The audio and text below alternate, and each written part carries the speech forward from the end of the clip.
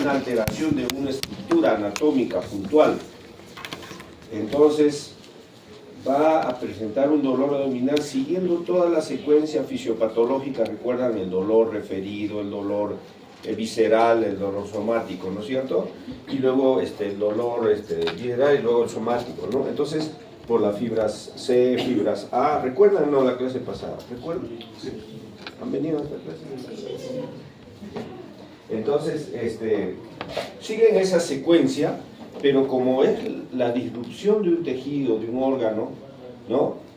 Rápidamente se puntualiza el problema y rápidamente nos va a dar signos y síntomas mediados por las fibras tipo A, localizadas. El cerebro va a poder localizar rápidamente dónde es. El problema es que trabajamos con niños pequeños, que si fuera adulto, excelente, ¿no? Nos dice, aquí me duele en este punto o en este otro punto. Pero es un niñito de 2, 3, 1 año, 4 años, 5, ¿no? Donde todavía no pueden manifestar exactamente lo que sienten. Entonces, la dificultad está ahí, ¿no? Pero con lo que van a hoy día aprender, prácticamente van a ser ya unos imparables en diagnosticar dolor abdominal, ¿ya? Y el caso que le voy a presentar es un caso que,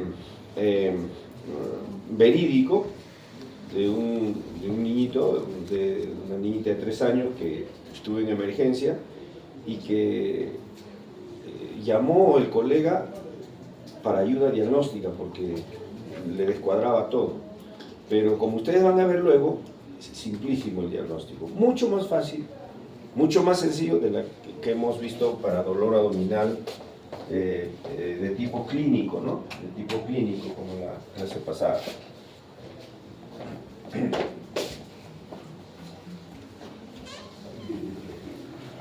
Puedo cerrar, ¿no?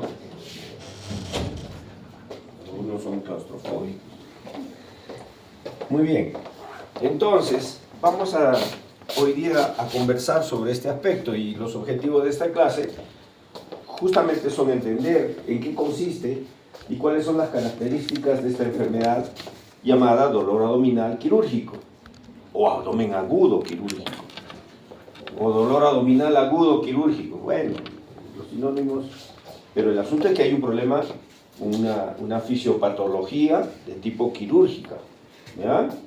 Que, como les dije hace un momento, se complementa con lo que ya sabemos y algunas cosas puntuales.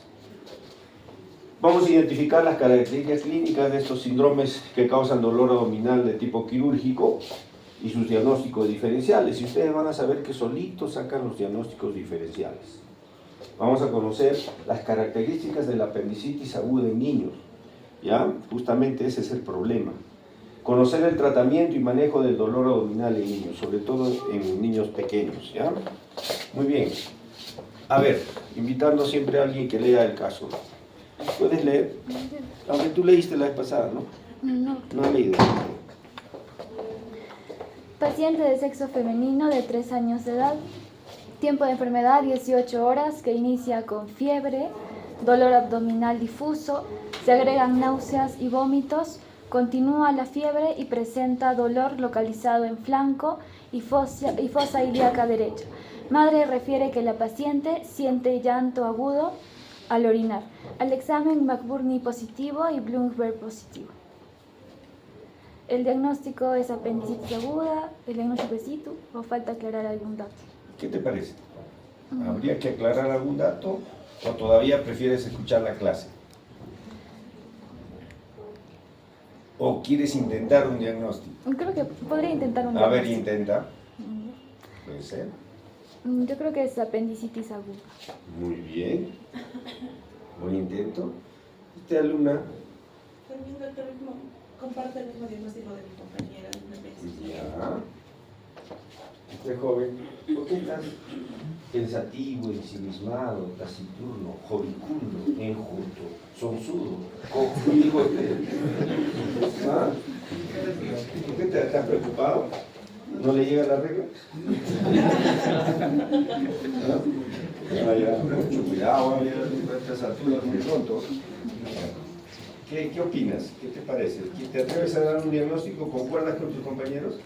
En parte, pero yo más me inclino tal vez por un dato específico el llanto se simplifica al orinar. ¿Podría afectar tal vez aunque una es positiva? Sin embargo, yo me entiendo un poco más ahí. Ya, bueno, puede ser, ¿no? Claro. ¿No? ¿Qué opinas? El último. Yo por una apendicitis. Por una apendicitis. Por mayoría puede ser, ¿no? Ya, por mayoría puede ser. Vamos a ver, ya recuerden el caso y luego vamos a volver sobre este caso y justamente esa discusión había con los colegas en la emergencia, porque, bueno, siente llanto al orinar, ya sabemos que el dolor abdominal acompañado de nos orienta al diagnóstico, ¿no?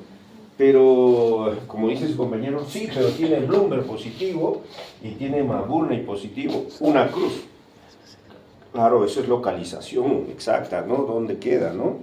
Entonces, mediado por fibras tipo A, ¿no es cierto? Un dolor ya somático. Entonces, había una discusión. Entonces, ahora que veamos la clase, vamos a llegar al diagnóstico final. Etiología del dolor abdominal agudo, de acuerdo a la edad, en recién nacidos a 1 año, desde un cólico intestinal, una gastroenteritis, se cayó de la cama, de la cuna, intususcepción, la intususcepción se remanga el intestino sobre sí mismo, vólvulo, se volvula, ¿no? Sobre el eje, se da vueltas, una hernia en cualquier ubicación que se encarcera y no puede volver a su lugar, no se reduce, una entidad que se llama enfermedad de Hirschsprung, ¿no? O aganglionosis, ¿no? Que se comporta como un cuadro agudo, se puede comportar como un cuadro agudo produciendo obstrucción.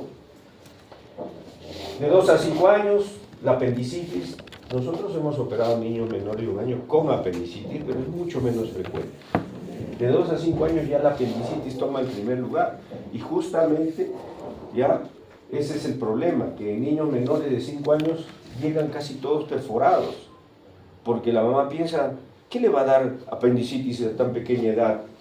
¿Cómo le va a dar a un chiquito de edad este apendicitis? Eso da a adultos, no le da a niños, ¿no? Es una idiosincrasia, una idea que se tiene en el populorum, ¿no? Y llegan complicados, y la idea no es operar complicado, porque eso, como su nombre mismo lo dice, trae muchas consecuencias, ¿no? Bueno, y ahí tenemos una lista donde la apendicitis ya aparece como un cuadro agudo bastante importante. Por supuesto también está la intususcepción, el vólvulo, el trauma abdominal, ¿no? Y en las mayores de 12 años el embarazo ectópico, ¿ya? Hay anécdota de esto de niñitas de 12, 13, 14 años, ¿ya? Por supuesto torsión de ovario y también torsión testicular en los púberes, ¿ya? El testículo en plena pubertad, desde los 11, 12 años ya puede torsionarse sobre su eje y se necrosa. Entonces constituye también un cuadro de dolor agudo abdominal, ¿ya? Entonces no vamos a examinar ese cuadro. Lo que debemos examinar es en qué consiste, cómo identificarlo, ¿ya? Se acompaña este cuadro de dolor quirúrgico de signos y síntomas idénticos, ¿no? A lo que ya conocemos. Es decir, si tiene alza térmica o fiebre, náuseas y o vómitos, más dolor abdominal, pero en un orden cronológico, mucho más puntual que el dolor que no es quirúrgico, ¿ya? ¿Recuerdan?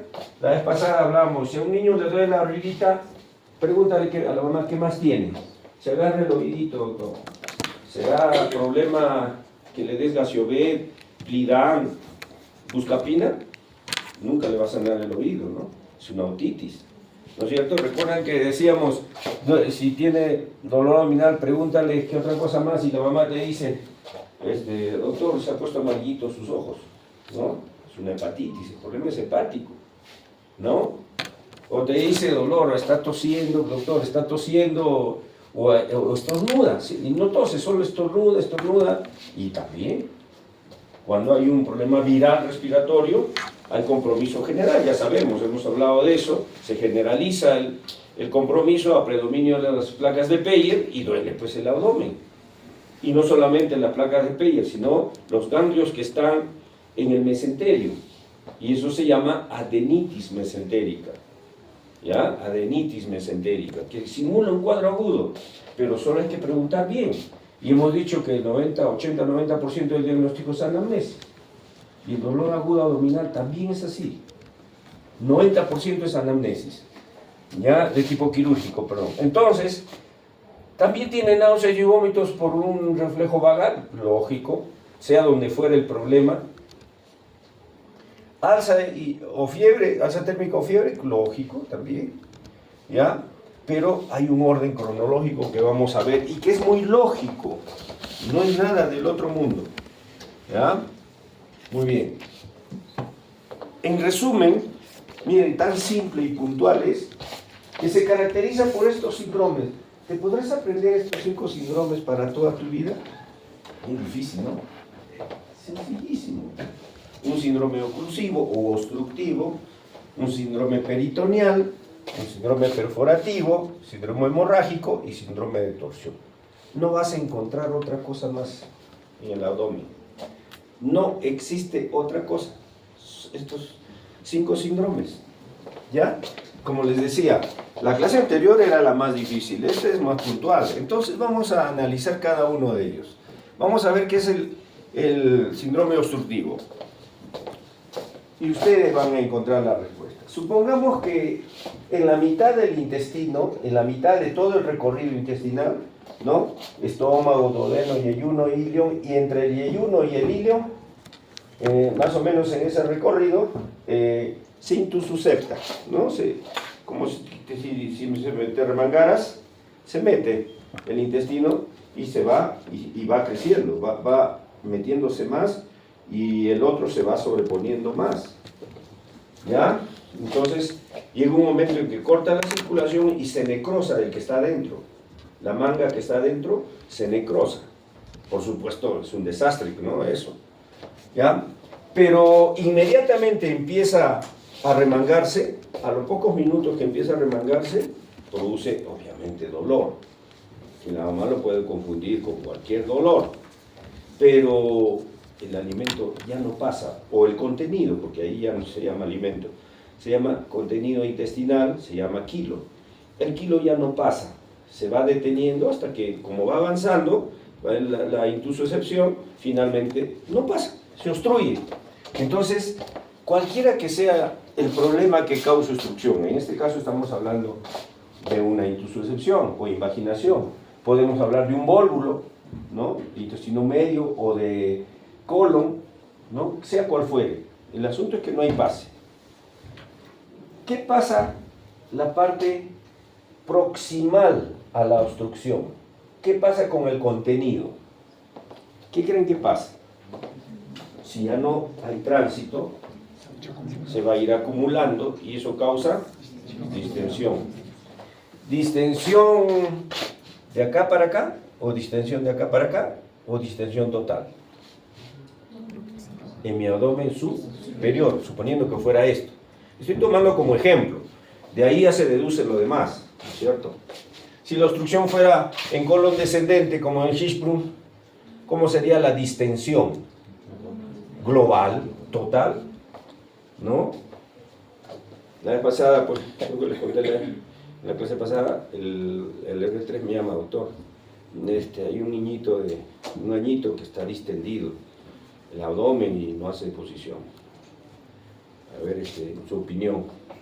Lo veo, lo destapo en su camita y me arrodillo de costado, pues, mirando así, ¿no? Y la mamá me mira y me dice: doctor, ¿te acompaño en la oración? ¿Tan mal está mi niño?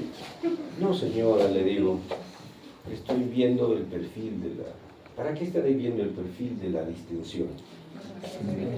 Para tener una idea dónde está obstruido, si es global, es superior o solamente inferior, ¿no? En este caso era superior. ¿Cómo te das cuenta que es superior? Porque el ombligo tiene una depresión, ¿no es cierto? ¿Ya? Y el abdomen en los niñitos tiende a ser un poco globuloso, ¿ya? No solo en los niños, sino que... Pero cuando encontramos una asimetría en mi abdomen superior, y el inferior más bien se deprime, entonces lo vemos de perfil, ¿ya? Y ya tenemos una idea de dónde está el problema. Miren, con solo observar, ¿ya? Entonces, como ustedes bien han dicho, se va acumulando el contenido. Y hay un reflejo vagal. ¿Qué siente el niño?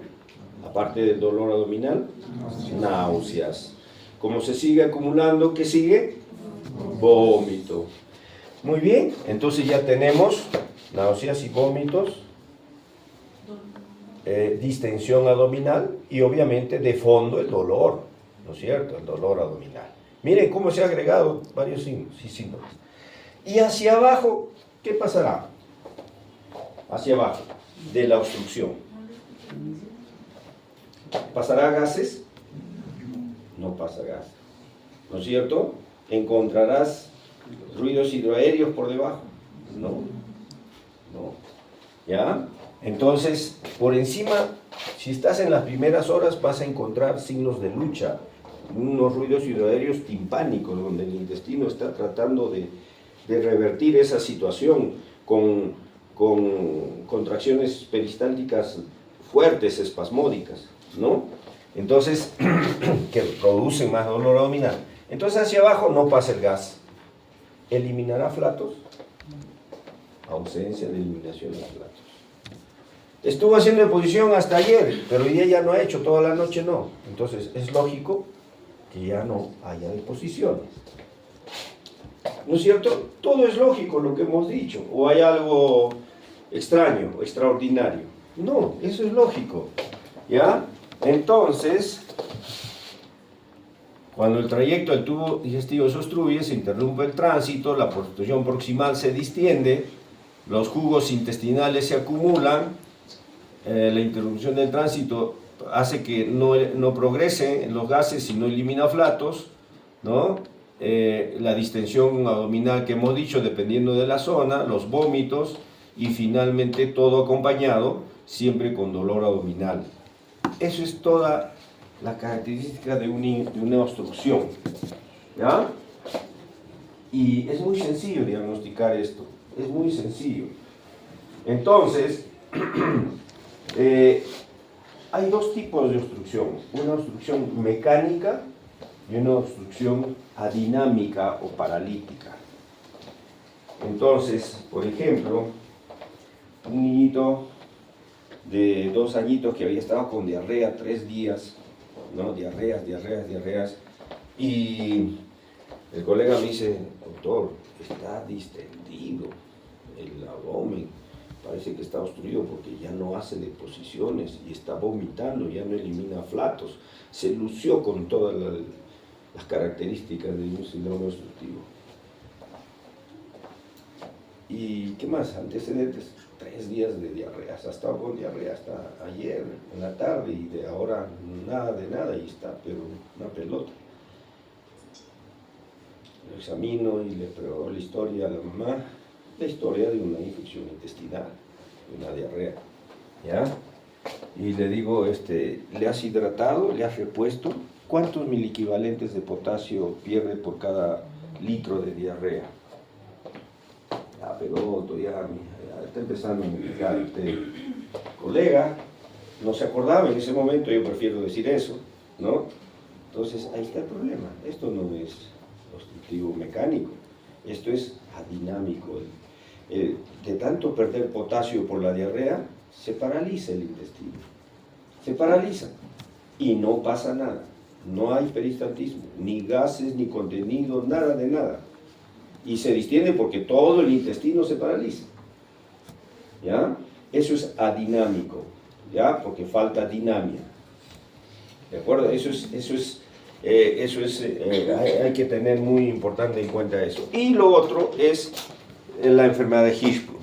La enfermedad de Hirschsprung o la ganglionosis congénita, que ustedes ya recuerdan por sus amplios y profundos conocimientos de embriología, ¿no? En donde una porción del intestino, o grueso, ¿no? Descendente o ascendente o transverso, o a veces de mayor magnitud, no tiene ganglios plexos y no funciona. Y todo lo proximal se acumula, se obstruye, y todo lo distal no pasa nada. igualito como si fuera un problema mecánico, igualito. ¿Ya? Pero diagnosticar esto es muy sencillo y les voy a poner a prueba. Y ustedes van a llegar al diagnóstico. Te llaman, estás de interno, ¿ya? Estás de interno, te llaman y te dicen, doctora, acaba de nacer, son las 2 de la mañana, acaba de nacer un niño, como usted estaba en emergencia, pero requerimos porque el niñito, ya son las 5 de la mañana, ha pasado 3, 4 horas, y te dice, está vomitando, ya no acepta nada. Y queremos que le evalúe a ver si está distendido. Ya, tu asistente está roncando, ya, tú eres el que vas a solucionar porque eres interno. Entonces, tú vas, ¿le han tomado placa? Sí, tiene una placa, ya, pero ¿ha vomitado de qué color? Ya, ha vomitado color, pongamos 2 casos. En una primera, vomita de color salival, jugo gástrico. En un segundo caso, otro paciente igualito, pero que vomita bilioso. ¿Ya? Entonces, antecedentes, no, por ahí no hay. Un paciente que no tuvo control prenatal, no sabemos la ecografía previa al parto, qué es lo que puede haber tenido. No tenemos los datos, porque ha venido impulsivo. Ajá. ¿Y tú qué observas? Te pones de perfil y observas que hay distensión, pero epigástrica nada más. Epigástrica. Ya te puedo pedir una impresión diagnóstica. Solo hay distensión epigástrica. El resto está o plano o casi hundido.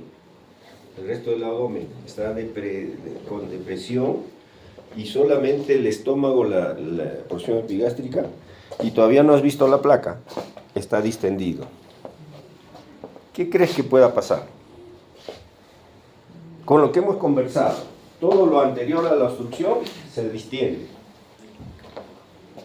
¿Qué crees que pueda, y ha nacido hace pocas horas? En estenosis pasa, pero algo que no deja pasar.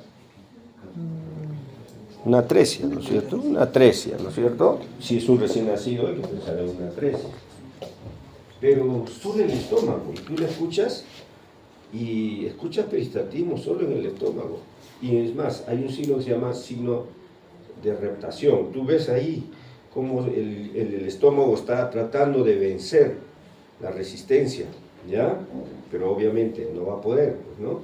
Entonces, y tú estás seguro que es solo epigástrico, el estómago está distendido, el resto no hay ruido aéreo. Entonces, ¿te atreverías a decir dónde es esa atresia?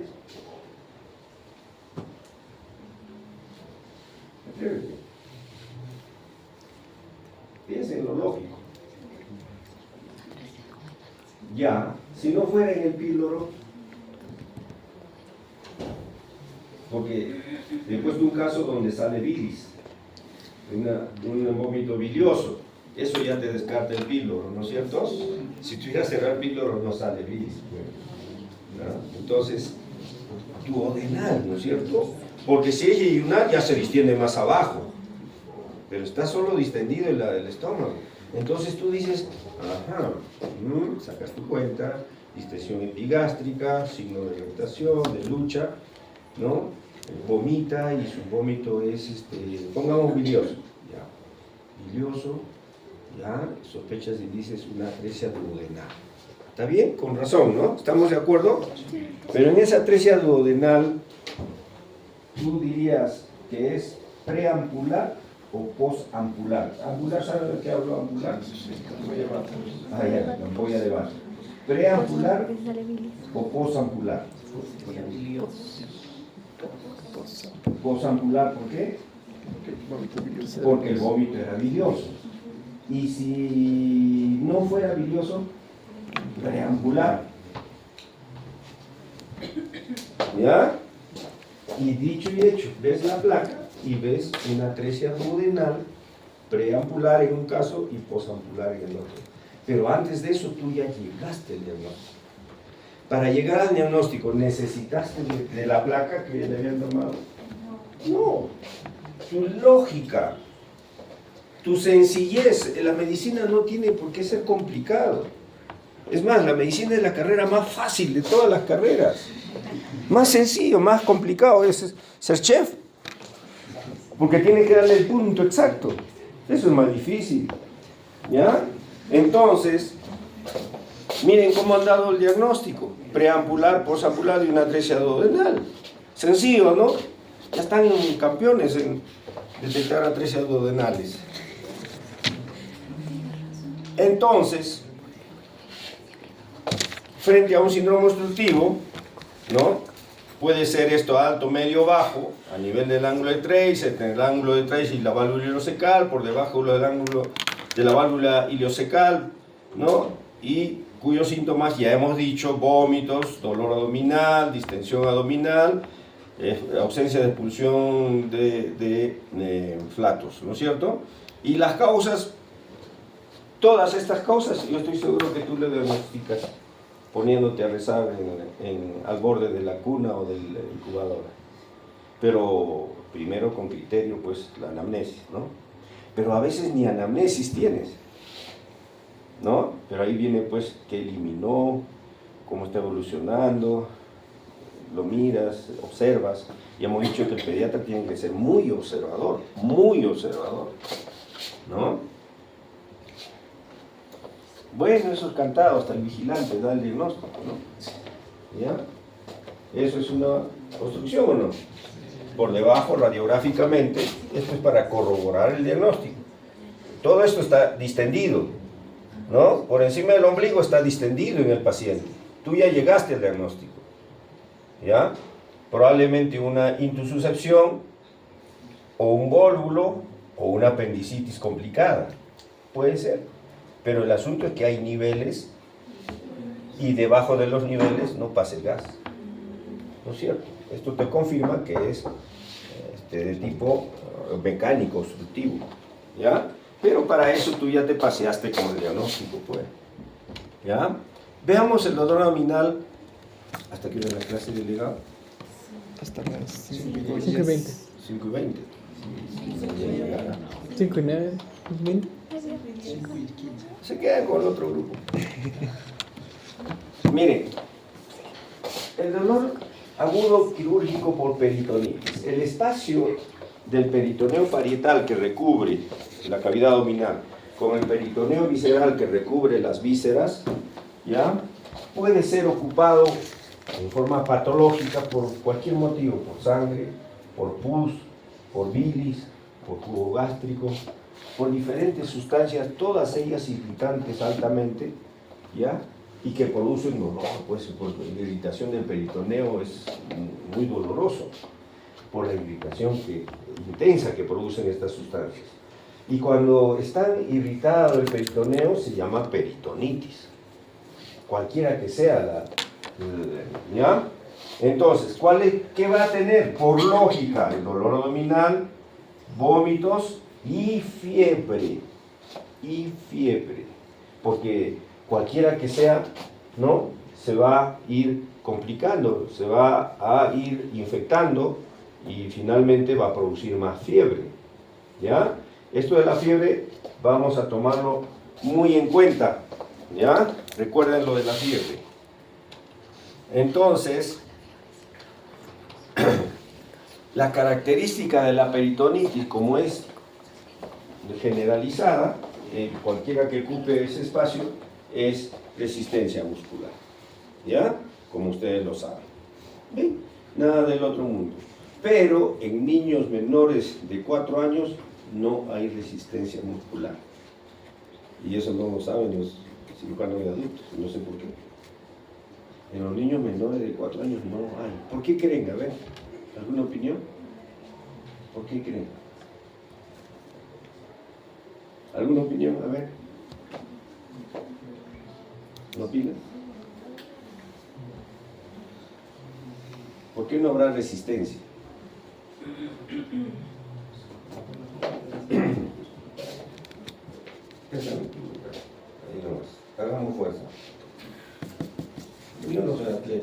eres atleta, a fuerza y me ganas. ¿Por qué? Porque yo tengo los músculos débiles, me dedico a la medicina, no soy atleta, soy futbolista, basquetbolista, ¿no? Entonces tienes fuerza y yo ofrezco poca resistencia. Porque mis músculos no tienen la fuerza para hacerle resistencia a él, sino tengo poca resistencia. Entonces, ¿qué pasará en los músculos del abdomen en los niños menores de 4 años? ¿Saben cuánto miden los músculos del abdomen? De grosor, 0.5 centímetros. A los 4 años recién alcanza 0, o sea, medio centímetro. 5 rayitas de la regla, ¿me entienden? ¿Y ustedes creen que ese músculo pueda dar resistencia muscular? Y todavía el cirujano viene y con su manazo, ¿no? Le aprieta, el niño tiene que gritar, pues, ¿no? Y a veces operan lo que no deben operar, cuando no hay cirujano pediatra. Entonces, la resistencia muscular en niños de 4 años no puedes evaluarlo, no existe porque no hay suficiente músculo. Es muy delgado. Incluso en los 5 años, como que encuentras una leve resistencia, pero la palpación, ya, en pediatría pidan a sus profesores de práctica que les enseñen a palpar niños, ¿ah? No es la palpación clásica del adulto. ¿Cómo palpas el adulto? A ver, ¿cómo palpas el abdomen? ¿Al niño podrías palparle así? No. No, pues. ¿No? Al niño no se le palpa así. Y todavía con las 2 manos, ¿no? Y así hasta la carpeta llega. Así, ¿no? Entonces, al niño se le palpa con los dedos. Y no angulas la mano, sino las falanges. ¿Ya? A los niños se le palpa y no de abajo hacia arriba como el adulto, sino en forma paralela al plano transversal, no al plano longitudinal. Entonces, ahí vas a sentir con el espejo de los dedos todos sus órganos internos. Tienen que aprender a mirar con los dedos de los niños. ¿Ya? La palpación del abdomen en niños es totalmente diferente a la del adulto. Pregunten a sus profesores de práctica. Profesor, no necesitan ser cirujanos pediatras. Todo pediatra sabe cómo palpar a los niños. Aunque no les hayan enseñado, han aprendido por difusión facilitada o por ósmosis. ¿Ya? Pero tienen que aprender, tienen que enseñarles cómo se palpa. ¿Ya? La palpación superficial y la palpación profunda. Por eso es que a los niñitos menores de 4 o 5 años, si quieres encontrar localización, tienes que hacer una palpación muy tenue, muy fina. Y tú aprender a diferenciar cuando ese pequeño músculo está tratando de contraerse. Porque si se está contrayendo, ahí hay un problema peritoneal irritativo. Esa es la diferencia en la que tú tienes que tener una fineza en la palpación. ¿Ya? El pediatra, pues, tiene que tener ciertas cualidades de paciencia, porque el niño llora, patalea, ¿no? Tienes que esperar que en cada inspiración, donde inspira, toma aire para seguir gritando, ahí aprovechas. Es realmente todo un arte. ¿Ya? Entonces, eso vamos a encontrar. Aquí, ahí anoten que en menores de 4 años no hay resistencia muscular. Cuando se perfora una parte del tubo digestivo, sale el contenido intraluminal al espacio peritoneal. Entonces, ¿qué va a salir aparte del contenido intestinal? Gas. ¿Qué hay en el intestino? Gas. ¿No es cierto? Y bueno, la placa es lo de menos, pero ¿tú cómo has detectado gas? Con la percusión, ¿no? Es timpánico, ¿no? Timpánico, el gas está suelto, ¿no? El gas está suelto. Y la irrigación del abdomen, se nota toda la irrigación, se nota, cambia la irrigación en el abdomen, ¿ya? Eso se ve en la práctica, tienen que ver, ojalá puedan ver en emergencia a un niño perforado, pero eso es importante. Entonces, también hay irritación peritoneal, el dolor abdominal es intenso, ¿ya? Y resistencia muscular, como les decía, en niños mayores de 4 o 5 años. Y por supuesto, cualquier cosa que ocupe el espacio peritoneal va a producir sepsis, y esta sepsis lleva al shock. En los niños, ya hemos dicho, su sistema inmunológico inmaduro, rápidamente van al shock. ¿Ya? Rápidamente, no te puedes tomar horas ni minutos más de la cuenta. ¿Ya? Entonces, el síndrome perforativo es por una irritación peritoneal proveniente de cualquier parte del estómago, intestino, bilis, ¿no? Etcétera. De manera de que el dolor abdominal es intenso, ¿no? Se produce fiebre, hay afectación del estado general porque el niño rápidamente entra en shock, ¿ya? ¿Y habrá vómitos o no? Ya ustedes están leyendo que no hay vómitos, pero ¿por qué? Piénsenlo un poquito. Se perforó, pues. El contenido está saliendo a la cavidad abdominal. Ya no va a regresar.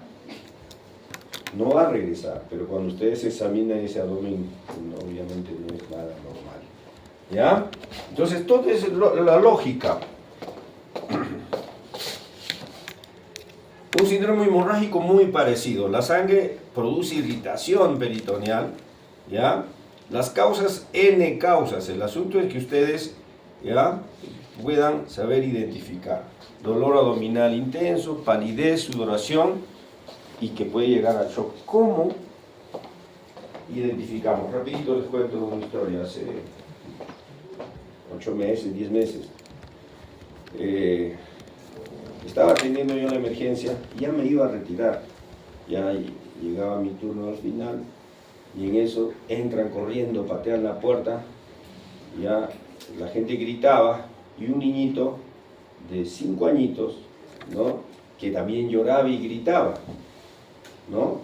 Lo ponen en trauma shock en la camilla y ¿qué ha pasado? La combi la ha atropellado ahí en el óvalo de Suma. Y como la emergencia del hospital está al costadito, me llevaron al hospital. Entonces, y se veía la huella de la llanta en su ropita, así en diagonal, y por sus piernitas la otra llanta. Las dos había pasado, la de adelante y la de atrás, de una combi. ¿Ya? Y el niñito lloraba, pues tengo miedo, ¿qué me van a hacer? ¿Qué me van a hacer? Y en eso, échenlo. Le oculto, primero corazón, 160 de frecuencia cardíaca. ¿Cuál es el diagnóstico? Hemorragia no visible, porque afuera no había nada, porque se le corta todas las ropas rapidito. ¿Ya? Hemorragia. ¿Dónde puede ser? O torácica o abdominal. Son dos cavidades. Si el niño está, no, tengo miedo, ¿no?, está lúcido, no creo que sea, puede ser craneal, pero para ese tipo de taquicardia, ¿ya? El signo y síntoma fidedigno en niños de que hay una hemorragia oculta es la taquicardia, ¿ya? La taquicardia. ¿Cuál es la frecuencia normal en niños? Dependiendo de la edad, ¿no es cierto? Puede ser 80, 90, hasta 100. Recuerden que en neonatos es hasta 120, ¿no es cierto? Casi como cuando eran fetos, ¿no?, en los neonatos. Entonces, pero 150, 160, eso no es, y menos en un niño de 5 años. Entonces, enfermera, deje todo, vamos a hacer operaciones. Llamé por el celular, por favor, es un código 1 con riesgo de muerte. Estoy subiendo con un paciente. No tiene nada, acaba de llegar. Es una hemorragia oculta que se está muriendo. Y estoy hablando, el niñito ya no gritaba. Ya estaba cerradito los ojos. Ya estaba en shock. Fuimos corriendo por el ascensor. ¿Ya? Que el ascensor no demoraba en bajar. ¿Ya? El laboratorista en el ascensor le está sacando la muestra para ver su grupo sanguíneo, hemograma, todos sus prequirúrgicos, ¿no? ¿Ya? En sala de operaciones estaban operando otro paciente. la emergencia. Tuvieron que habilitar así rápido. Felizmente hay una sala de contingencia, ¿no? Que todo está listo, ¿no? Los hospitales de mayor nivel siempre tienen salas contingenciales para desastres, para todo eso, ¿no? Como el gas que explotó, no sé en qué país, cayó un tanque de gas con un camión, pues, ¿no? Y salió por debajo del puente y a todititos los carros, ¿no? Se prendió la chispa y quemó ¿a cuántas personas? No me acuerdo, creo que a 20, ¿no? Bueno, algo parecido a lo que sucedió en Lima, recuerdo. Entonces, y cuando suceden esas cosas tenemos que tener salas contingenciales. Y tuvieron que habilitar personal, llamar personal inmediatamente de todos los servicios para poder suplir eso. Bueno, el asunto es que entro, ni me lavé las manos, solo me cambié rapidito, ¿ya? Me cambié, sobre la ropa no me calateé nada, rapidito me puse todo sobre la ropa y entré, mientras que el anestesiólogo está tratando de, doctor, voy a empezar, voy a abrir, ni lavamos nada, ¡fua! Abrí, y efectivamente coágulos de sangre y seguía saliendo sangre. Había estallado el estómago, el hígado estaba partido en 3, el vaso estaba partido en 2, y el ilion, hay una parte que estaba remolido por la llanta, ¿no? Y también sangraba. Ese niñito se moría. Entonces teníamos que hacer, hay una cirugía que se llama control de daños, ¿ya? Cuando llevo cirugía, ¿todavía no? ¿Ya llevaron? Ya, te van a enseñar control de daños. Esa cirugía que también se aplica a cirugía de guerra, ¿no? Es en donde, a ver, rapidito, aspiras, haciendo presión sobre todo, y haces presión y vas sacando y viendo dónde sangra. Ya, hemostáticas. Si es hígado que está partido, packing, ¿no? Gasas gruesas, grandes, para presionar, ¿ya? Y como no resulta, clampas la arteria hepática, clampas, con una hemostática, que no la rompa la arteria, ¿no? Y control, deja de sangrar, mientras ya le están trayendo la sangre, le están poniendo sangre, ¿ya? Y recién cuando estoy haciendo eso, el anestesiólogo terminaba de intubar para ponerle la anestesia. Y el niñito ni ahí decía porque estaba pues, en shock, ¿ya? Obviamente, me demoré 6 horas para reconstruir el hígado, el vaso, el estómago, el ilio, ¿ya? Y además tenía el pulmón izquierdo con una fractura costal, no, el derecho, claro, la llanta había ido por acá, el derecho con una fractura costal, y como la llanta había pasado acá, había roto el hígado, pues, ¿no? Una fractura costal que había penetrado en el pulmón. También había una hemorragia ahí. Entonces, felizmente esa hemorragia se autolimitó, porque si no hubiéramos tenido que abrir el pulmón. Y cuanto más órganos y sistemas se comprometen, la posibilidad de sobrevida va cayendo. En niños, cuando se comprometen 2 órganos, solo tiene el 50% de posibilidad de sobrevivir. Cuando se comprometen 13 órganos, solo el 25%. Las estadísticas ya están hechas hace años. Y más de 3, obviamente, la posibilidad de sobrevida, ¿no? Entonces tuvimos que actuar, ¿ya? Y como no había tiempo ni para hablar, tuve que hacer el lenguaje manual quirúrgico. ¿Les han enseñado el lenguaje manual de las pinzas? ¿El nombre? ¿Han aprendido el nombre de las pinzas? No. ¿Ya les enseñaron? ¿Sí? ¿Saben cuál es la pinza Kelly? ¿Cuál es el bacao? Beico. ¿Ah? ¿Saben? Bueno, pues no. Les tienen que enseñar el nombre de las pinzas y también el nombre manual, el lenguaje manual. Entonces, bueno, y la anécdota ahí fue que la enfermera que vino a cubrir era una enfermera de programas, que sabía tanto de sala de operaciones como de viajes intergalácticos. O sea, no sabía nada, ¿ya? Entonces, yo le digo, pues, a ver, le hago así, ¿no? Desesperado porque vio sangre, le hago así. Y la enfermera mira, y le sigo haciendo así, y le mira a mi ayudante, que era porque no había otro cirujano pediatra, un cirujano general, y mi ayudante le dice, ¿te está pidiendo qué? Yo no me daba cuenta por el estrés. ¿Cuál es Kelly?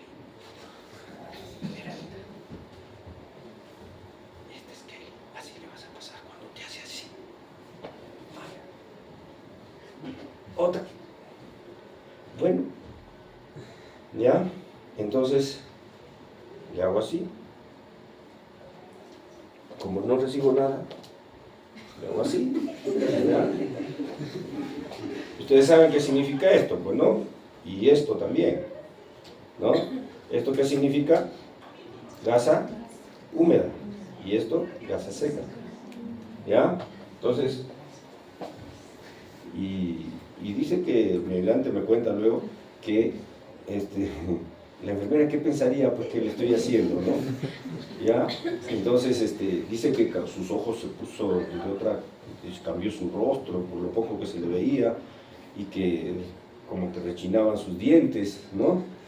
Entonces, grasa húmeda. Ay, ay, ay. Ojalá gasa. Cada vez que te haga así, grasa húmeda. Si te hace así, grasa seca. Ay, ya, doctor, ya, ya. Ellos en su lío, yo estaba con mi lío. ¿Ya? Entonces,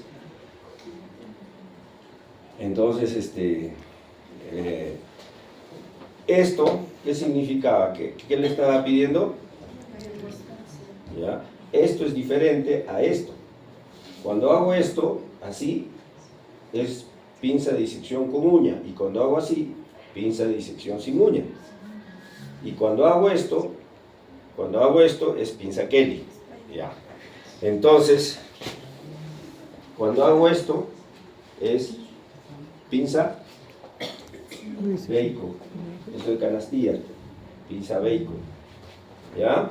Entonces, tienen que aprender lenguaje manual en cirugía. Eso es todo un lenguaje de cada pinza. ¿Ya? Si pido esto, ¿qué dice la lógica? Tijera. Y si hago esto, tijera curva, ¿no es cierto? Ya. Entonces, bueno, y así, ¿no? Hasta que le hago así. Y ya está todo pinzado, pues. Le hago así. Y no tengo respuesta. Y le hago así, pues, ¿no? Bien hecho, ¿no? Para por si acaso no me entienda. Entonces, y escucho una voz que dice, pues, la enfermera dice, ay, doctor, ¿usted qué se ha creído? Y perdón, digo, no, el mediano dice, te está pidiendo hilo a la mano. Esto significa que tienes que poner el hilo acá. Mira, en plena emergencia dándole clases de instrumentación a la enfermera.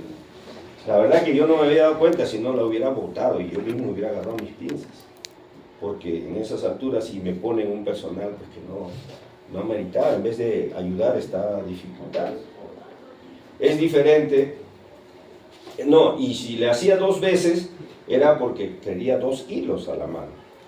¿No es cierto? Entonces agarro el hilo y anudo. El otro anudo. Para control de daños, ¿no? Y le pido la tijera y bla, bla, bla, bla, bla. Mi ayudante va cortando y lo voy controlando. Pero necesito la fluidez. ¿No es cierto? Y si le estoy haciendo así doble es porque necesito 2 hilos a la mano. Es diferente 2 hilos a la vez que 2 veces al hilo, ¿no? Es diferente, ¿no? Entonces, y le pedí, y finalmente, la luz que no era muy buena, y por favor, luz. ¿Y qué dice la enfermera? ¿Quién es Luz? ¿Ya? Pensaba que estaba preguntando por Luz. O sea que, y felizmente no me di cuenta de todas esas cosas, porque si no, hubiera sido de otra manera. Bueno, el niño salió después de casi 6 horas de cirugía a UCI, ¿no? Tuvimos que hacerle en UCI ya drenaje torácico, donde salió un poco de sangre, salió autolimitado, ¿ya? Y después de 15 días salió de la UCI y una semana más salió del hospital, ¿ya? Caminando, jugando, correteando, pero no era asegurado. Y el seguro me quiso cobrar a mí todos los gastos. Y el seguro te cobra 3 veces más de lo que cuesta en la clínica más cara, en Huancayo, por la tecnología que maneja, más que cualquier clínica, ¿no?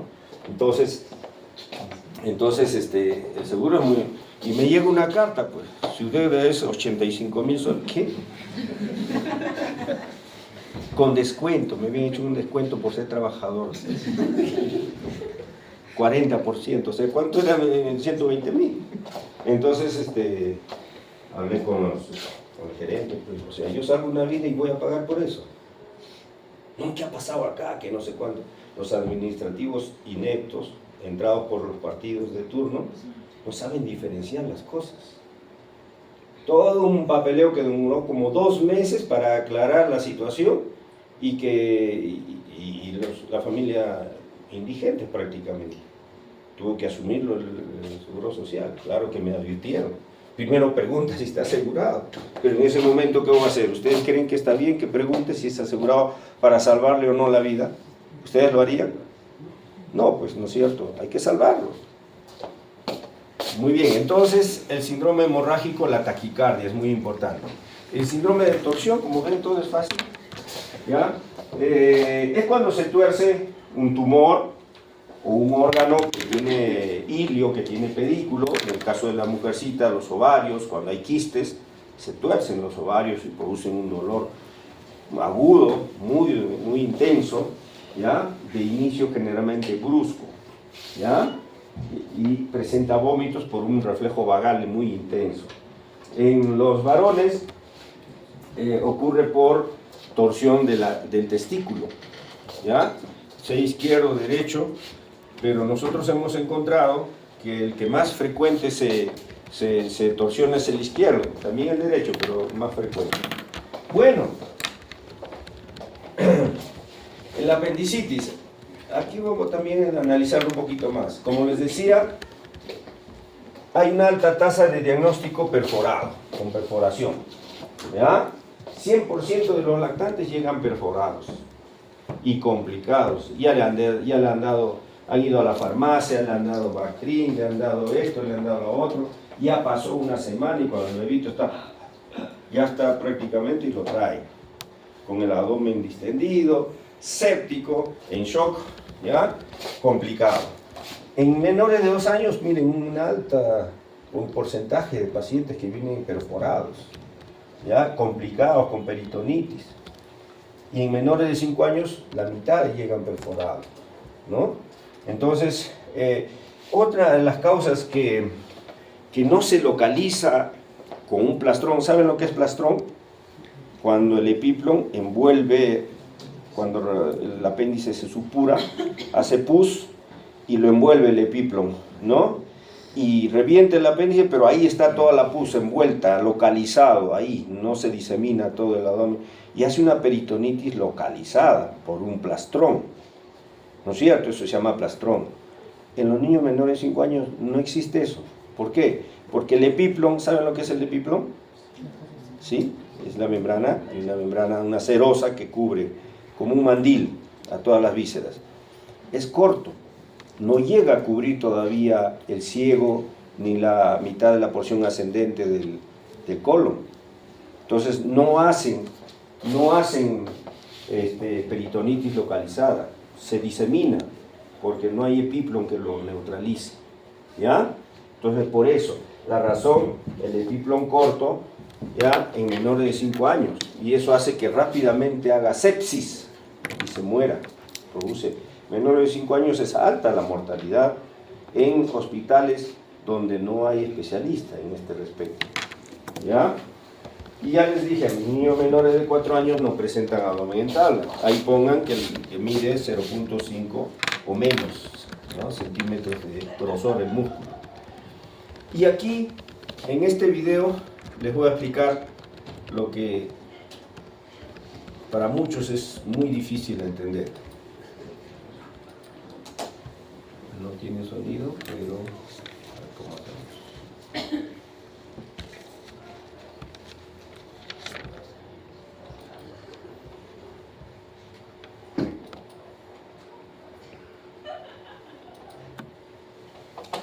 Doctor, falta encender De vez en cuando, según el último congreso, había que encender el power.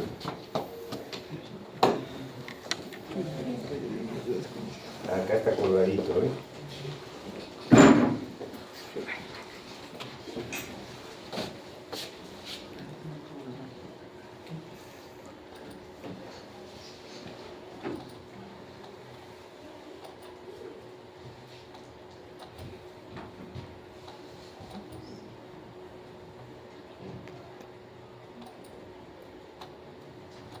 Nancy, pero bueno, no importa.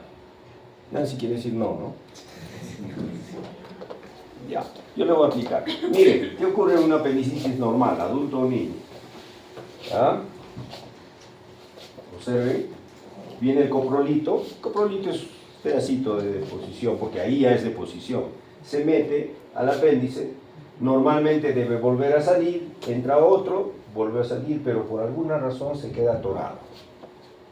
Ya sea un parásito, ya sea una pepita de una fruta, o un cebo de un chanchito, qué sé yo. A medida que se queda atorado, ¿ya? Se empieza a infectar, a pulular los gérmenes, ¿no? Se empieza a pulular los gérmenes, de nuevo, rapidito, ¿ya? Y en cuestión de pocos minutos y horas, ¿no?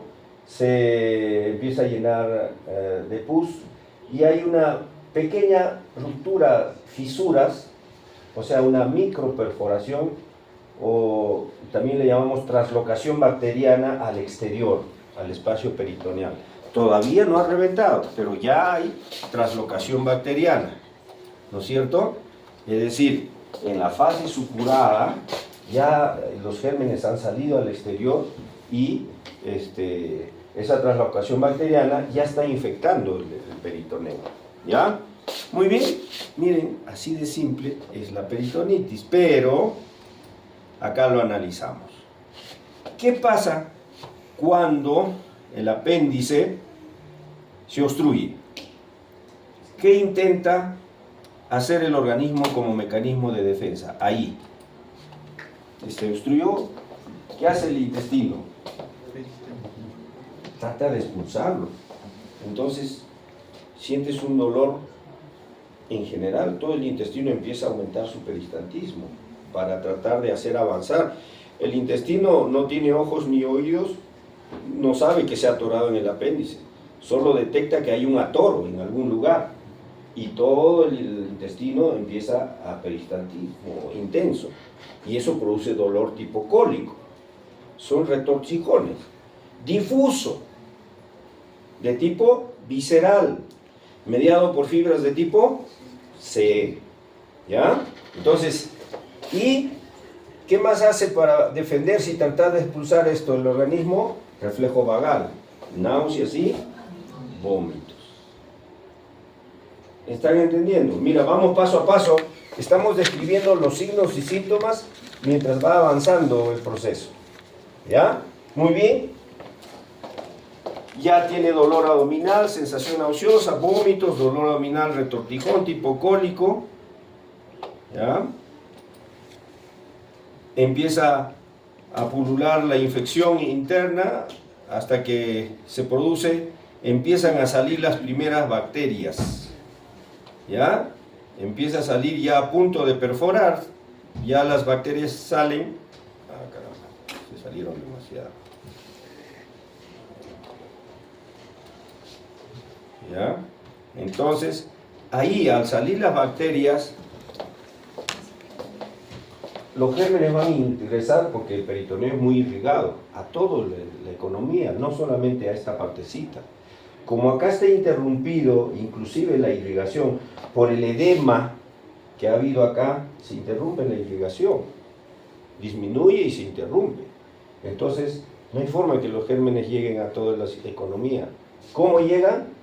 Por la translocación bacteriana. Y cuando hay gérmenes, se liberan.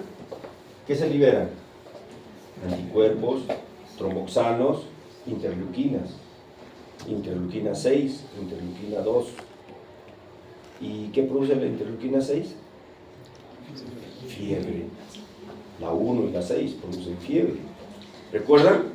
¿Ya? Produce fiebre. Entonces, yo les pregunto, cuando empieza una apendicitis, por lo que hemos conversado hasta ahora, en la sucesión de estos hechos, y hemos estado describiendo signos y síntomas, ¿empezará con fiebre una apendicitis? La fiebre, ¿a cuánto tiempo se presentará? Horas después. Cuando empieza a supurar, ¿ya? y más aún cuando se perfora. La primera perforación ya eleva mucho más la temperatura, hace un pico de fiebre, ¿ya? Por la fiebre nosotros podemos decir, se está perforando. Doctor, ¿y cómo sabe? Si ni le has tomado placa, ni ecografía, ¿cómo sabes que ahorita se está perforando? ¿Cuándo está la fiebre? 39,2, se está perforando. ¿Cuánto tenía hace una hora? 38,5. Por eso es que no le ponemos, mientras no haya diagnóstico, no le ponemos antipirético, porque eso apantalla el cuadro. Entonces tiene 39,2, se está perforando. Pero desde que empezó con 38,5 desde hace una hora, ya podemos ver que se está complicando ese apéndice. Que si no entramos a sala, este va a estar perforado luego. Y la idea no es eso. La idea es evitar las complicaciones. Entonces, ¿cuántas horas después de iniciada la obstrucción del apendicolito o coprolito, cuando empieza el dolor abdominal, la primera vez que empieza el dolorito, está tranquilo, normal, y de pronto dice, mamá, me duele la barriguita? O como es bebito, empieza a llorar y empieza a llorar, empieza a llorar. ¿Cuántas horas después pasa en niños? ¿Ya? El niño presenta esta microperforación 12 a 14 horas después de iniciado el primer dolor abdominal. ¿Ya? Entonces, conocido esto, tienes una mamá que te dice, doctora, el niñito está que le duele la barriga, ¿ya? Le duele, ha tenido náuseas, ha vomitado, ¿ya? Y ha tenido fiebre. ¿Y cuál sería la pregunta que deberías hacer? ¿Después de cuánto tiempo que empezó el dolor hizo fiebre? Dos respuestas. Una te dice, a ver, empezó a las 6 de la tarde el dolor, porque íbamos a tomar noche y ya no quiso y empezó a quejarse de dolor a las 6, ¿no? Y a las 4 o 5 de la mañana tuve que atenderlo porque hizo fiebre. ¿Sacas tu cuenta cuántas horas pasaron? 10 horas, ¿no? 10, 11 horas. Entonces, está dentro del rango, ¿no? De repente la micro translocación bacteriana ya fue soltando a las 10 horas, ¿no? Entonces está dentro del rango. ¿Tu posibilidad de apendicitis es alta como diagnóstico? Por supuesto. Está siguiendo toda la secuencia en la anamnesis. El otro caso, te dice, doctora, su pregunta de cuánto tuvo fiebre, en qué tiempo, a la hora o 2 horas que empezó el dolor abdominal. Tuvo también fiebre. ¿Crees que sea apendicitis? No, pues. No puedes ir contra la lógica, ¿no? Todo tiene una correlación. La sucesión de los sucesos sucedidos en la sucesión de los tiempos tiene sus signos y síntomas cada vez que va avanzando, propios, ¿no? Entonces, si empieza con fiebre, doctor, pero no le ha tomado ecografía, y bueno, los médicos jóvenes, y ustedes no caigan en eso, todo lo ven tomografía. Tomografía, ecografía, radiografía, todas las FIAs. Ya les he dicho que en el CELUM no hay tomografía axial computarizada, TAC, sino hay tomografía axial con CUI. Ya les dije eso, ¿no? Helicoidal, ¿no? Entonces, el diagnóstico, como ustedes ven, es de tipo clínico anamnésico. Todos quieren tomar ecografía para estar seguidos, pero si la historia te dice, la historia es una sola, no puede cambiar, ¿ya? Entonces, ¿ven? Qué fácil es diagnosticar abdomen agudo quirúrgico, más fácil que la clase pasada, el dolor, ¿no? Bueno, eso era todo este video, no importaba el sonido. Y bueno, acá tenemos una secuencia, ¿ves? Se obstruye el apendicolito, empieza a dematizarse, esta es la mucosa debajo del anillo rojo, ya, empieza a dematizar, ya, se obstruye más, se va cortando la circulación, se va llenando de pus, ¿no? Hay una hiperplasia linfoide como respuesta, hay translocación bacteriana, entonces Después de dolor hay náuseas y vómitos por la sucesión de los hechos.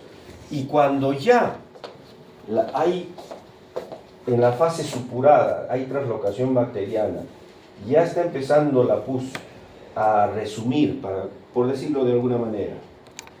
¿El peritoneo que está encima está siendo irritado o no? Por supuesto.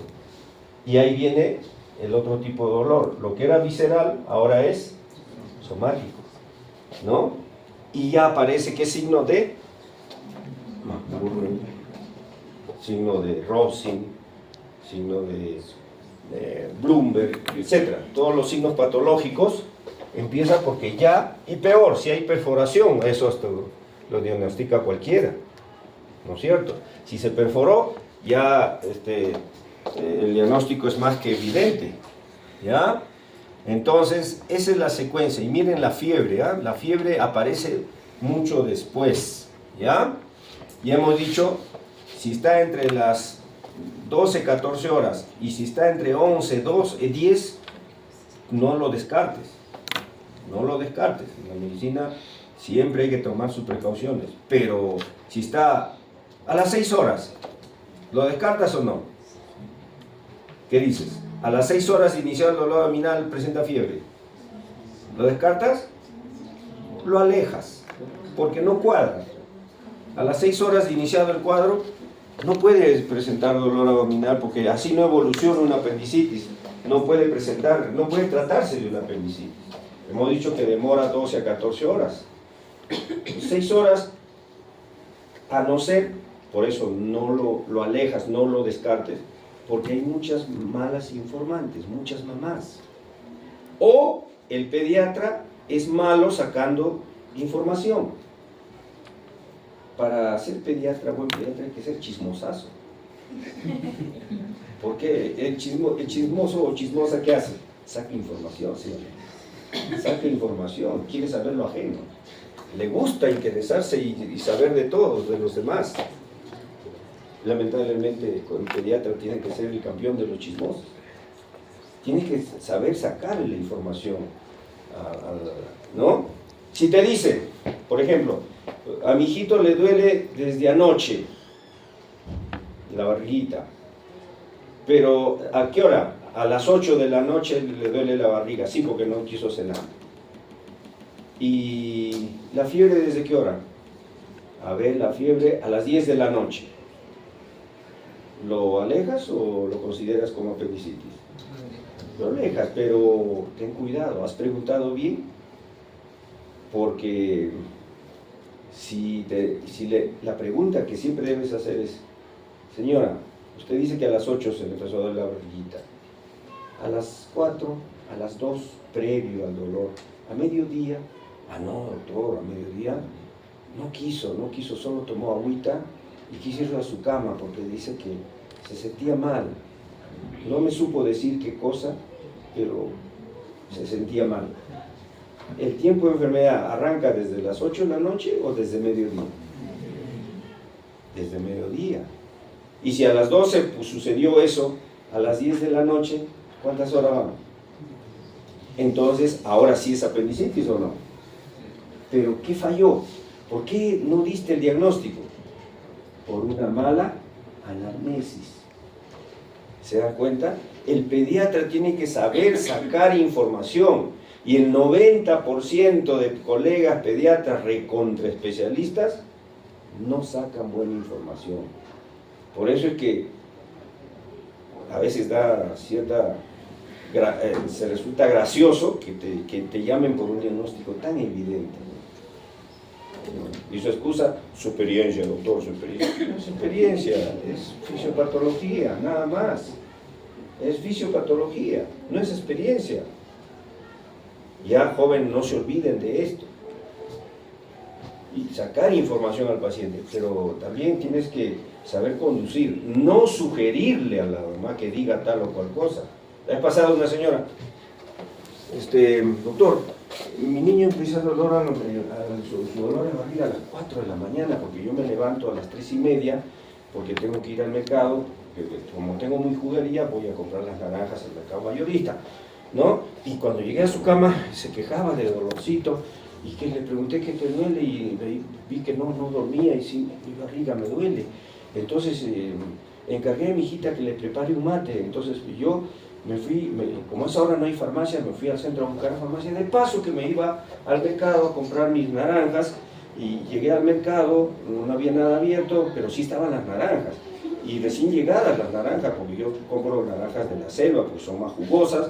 No tengo mi casera. Cuando quiere usted, doctor, usted me avisa nomás, y yo le paso su teléfono y está bien barato el costal de naranjas y son jugosas, doctor, ¿ya? Y a veces venden por arrobas, a veces por costales, depende como usted quiera, ¿ya? Y un camioncito de color azul, porque el camión rojo es más carero, ¿ya? Es el que llega y se va por la señora. Deje las naranjas. Cuando ya yo vaya a su juguería me cuenta de eso. Quiero saber qué más del dolor. Y se va por las ramas, y se va por las ramas, y se va. ¿No? Eso te hace perder tiempo.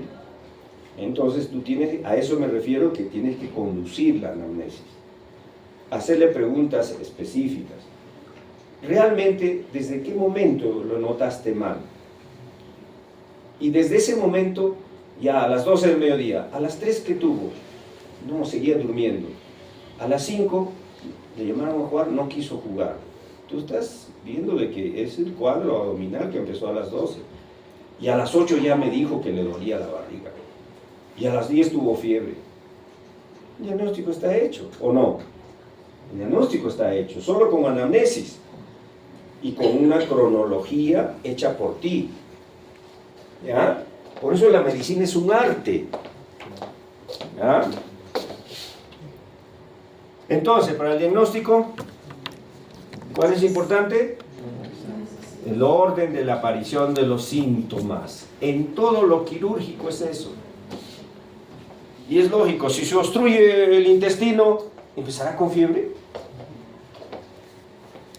Está distendido, ¿eh? No elimina flatos. Pero la mamá te cuenta, doctor, empezó con fiebre. ¿Ya? Y mire, ahora está hinchado y no puede. ¿Será obstrucción? ¿Será lógico? No, pues. Ningún cuadro quirúrgico empieza con fiebre, jóvenes. ¿Ya? Por lo menos en esta clase a las 5:09, acuérdense que ningún problema quirúrgico en niños empieza con fiebre. De adultos no, hace 35 años que no veo adultos. ¿Ya? Entonces, recuerden eso, jóvenes. ¿Ya? Ustedes ahorita están en la capacidad de diagnosticar abdomen no quirúrgico y abdomen quirúrgico, por todo esto. ¿Ya?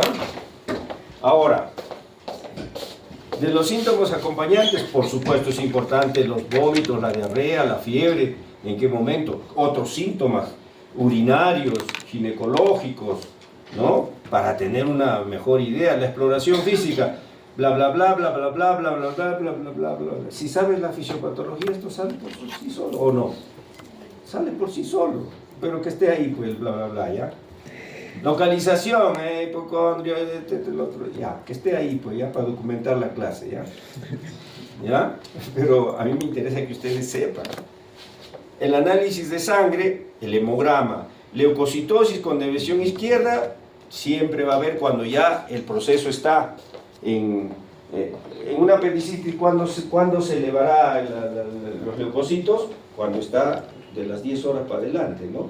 Ahí, ¿no? En las primeras horas, no es apendicitis, porque miren, ha venido con dolor abdominal de 2 horas y tiene 9.000 de leucocitos. Recién tiene 2 horas de dolor abdominal. No vas a encontrar ninguna alteración, ¿no? Por ejemplo, les presento un caso, un niñito de 6 añitos, que 3 días estaba con dolor, había tenido fiebre por anamnesis a las 11 horas, ¿ya? Pero como había ido a la farmacia, a la otra farmacia, al que hace baño de florecimiento, al que pasa cuy, al huesero, había ido todo un recorrido de 3 días, el niñito, había recibido paracetamol, Pridán, cotrimoxazol, amoxicilina, no había nada que no había recibido ese niñito. ¿Ya? ¿Y cuánto estaba el hemograma? 7.800. ¿Qué les parece? ¿Qué les parece? ¿Concuerda o no? Sí, concuerda.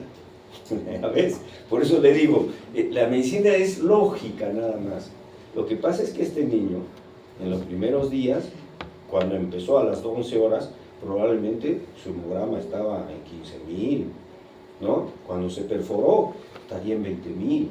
Pero el sistema inmunológico de un niño inmaduro se agota más rápido que la del adulto. En el adulto se agota en días, el niño se agota en horas. ¿Qué me quiere decir, si ya lleva 3 días, que el hemograma está en 7.000? ¿Qué está pasando? Están cayendo los leucocitos. Ese niño ya no tiene capacidad de respuesta. Ah, no, está normal. No es. Cuando te des cuenta, ese niño ya no hay nada que decir. Por favor, van 3 días. Este niño está cayendo a la penia, ¿no? A la leucopenia. Está séptico. A ver, vamos a hacer sus exámenes. Todo. Séptico. Entonces, por eso es que en niños es relativo el hemograma. ¿Ya? Es relativo. Pongan ahí relativo. No crean al hemograma. El otro día, el colega me dice, doctor, tiene 17.900 de leucocitos, dolor abdominal y ya está listo para que usted lo opere. A ver, voy a conversar con la mamá. ¿Le hago la historia? No es la historia de apendicitis. No es la historia de apendicitis. Pero tiene 17.900 leucocitos. Sí, pero te has dado cuenta que cómo está el oído derecho. A ver, pásame un hisopo. Remojado de pus. ¿Ya? Entonces el hemograma no te puede decir que es una apendicitis. Es muy relativo. Otro niño. Tenía 1 día y medio de tipo de enfermedad, pedía manzana, pedía cuáquer, quería comer. La hiporexia no es, en niños, fidedigno. Es relativo. Algunos niños lo presentan, algunos niños no. No, pero si quiere comer, ¿cómo va a tener apendicitis? Ni a vomitar. Es relativo. Hay niños, el organismo del niño, como está en pleno desarrollo, tiene sus bemoles. Pero si tú actúas con mucha lógica, no vas a perder el diagnóstico, ¿ya? Entonces, mucho cuidado, ¿ya? Cuando ya hay trombocitopenia, ¿no? Es sugestivo de que está ahí sepsis, pues, porque hay alteraciones ya en la producción de trombocitos. Y la anemia puede ser por una hemorragia, ¿no? O por otro tipo de problemas, pero todo esto es auxiliar. ¿Lo pides? Claro, tienes que pedirlo para documentarlo, para modificar un poco tu manejo, tu tratamiento. A veces ni eso, pero tienes que pedirlo. Tu reactante de fase aguda, PCR, qué sé yo, ¿no? Exámenes bioquímicos, tipo de coagulación y sangría, ¿no? Si está muy alto, no coagula bien, está séptico ese niño, ¿ya? Y su hemograma a veces está normal. Cuando vienen los residentes, doctor, le presento un caso de dolor abdominal, bla, bla, bla, en el hemograma se presenta, no, ni me menciones el hemograma, no. La ecografía dice, tampoco me menciones. La ecografía en niños no sirve para apendicitis. ¿Ya? Para apendicitis, no sirve. ¿Ya? No sirve para apendicitis. ¿Ya? Mis colegas especialistas jóvenes, ¿cómo les gusta pedir ecografía? ¿Y cómo les gusta pedir tomografía? Ya la clase pasada explicamos que una tomografía abdominal equivale a 500 radiografías, ¿no es cierto? Les expliqué eso, ¿no? Sí, que la computadora toma 500 placas en forma helicoidal y luego lo reconstruye en imágenes. Pero son radiografías de 300 miligrads. Les expliqué la radiación, ¿no es cierto? Y la tolerancia de un niño. Entonces, imagínense una tomografía y mucha radiación, aunque digan que ahora los tomógrafos modernos han disminuido su radiación, eso es relativo, ¿ya? Entonces, todo es clínico. ¿Ya me pasé la hora? ¿Sí? ¿Hasta qué hora es? 5:10, ¿no? 5:10. Ah, bueno, ya terminé. Solamente para hablar de este test de Alvarado, ¿ya? Este test de Alvarado es un test que está en boga, ¿ya? En España y otros países se diseñó para ver si es apendicitis o no. Y quieren saber una cosa, yo nunca lo he utilizado. Ahorita leo en qué consiste, pero no me interesa. ¿Qué más interesa? Saber la fisiopatología y la sucesión de los sucesos sucedidos en la sucesión de los tiempos. Eso es lo que les digo siempre. ¿Ya? Eso es lo que interesa. ¿Ya? Pero para que sepan, pues, este test de Alvarado. Y muchos colegas hacen esto y casi siempre se van de cara. Pero en el examen les van a preguntar probablemente de este test. ¿Ya? Pero apréndanlo, pero ya saben que es muy relativo. Muy relativo. ¿Ya? Y como es quirúrgico hay que hidratarlo, no darle analgésicos como dije en la clase pasada, ¿ya? Y mantenerlo en ayunas, y una vez que das el diagnóstico, ahí dale analgésico. Ya tienes el diagnóstico, y dale antibióticos, dale todo ya para empezar el tratamiento, porque desde que diagnosticas, empiezas el tratamiento. Mientras no tengas diagnóstico, hidrátalo, porque hemos dicho que la deshidratación que produce dolor abdominal. Acuérdense de la clase pasada, les dije que a la semana ya no se iban a acordar, y efectivamente. ¿Ya? Muy bien. Y en el caso, a ver, los que dijeron apendicitis, ¿qué les parece ahora? No es apendicitis. ¿Cuál es su diagnóstico? Estamos hablando de abdomen agudo quirúrgico, pero este caso, ¿qué es? No es. ¿Pero por qué hemagulmen? Hay una crucecita, por vecindad puede darte. Eso se llama peritonismo, que es diferente a peritonitis. ¿Ya? Peritonismo es una reacción peritoneal sospechosa, pero que no es concluyente. ¿No es cierto? Hay un Bloomberg de una cruz, que también puede ser, claro. ¿Alguien de ustedes ha tenido infección urinaria? A ver que te hagan así la onda. Duele. ¿Ya? Entonces, una cistitis duele, que te hagan así nomás. Eso es un Bloomberg, ¿no es cierto? Un rebote. ¿Ya? Entonces, ¿están de acuerdo que el diagnóstico es ITU? ¿Ya? No falta aclarar ningún dato, ¿no es cierto? Muy bien, jóvenes. Como siempre, ha sido un gusto estar con ustedes. Gracias.